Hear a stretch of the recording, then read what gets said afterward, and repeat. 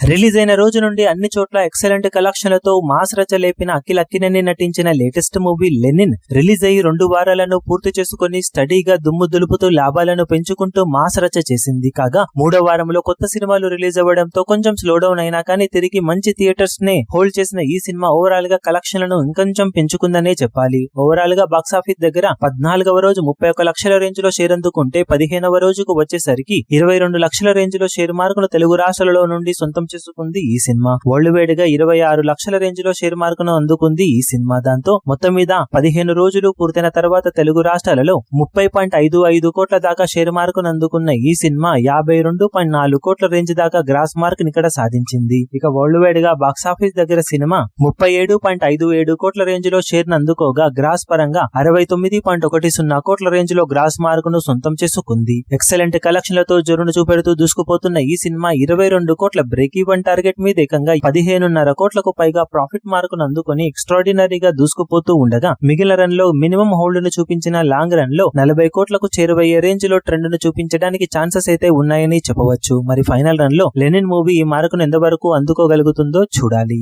ఈ వీడియో మీకు నచ్చినట్లయితే లైక్ చేయండి, షేర్ చేయండి, ఛానల్ ను సబ్స్క్రైబ్ చేయడం మాత్రం మరవకండి. ఏ చిన్న అప్డేట్ ను మిస్ అవ్వకూడదు అనుకుంటే బెల్ ఐకాన్ ను ప్రెస్ చేయండి.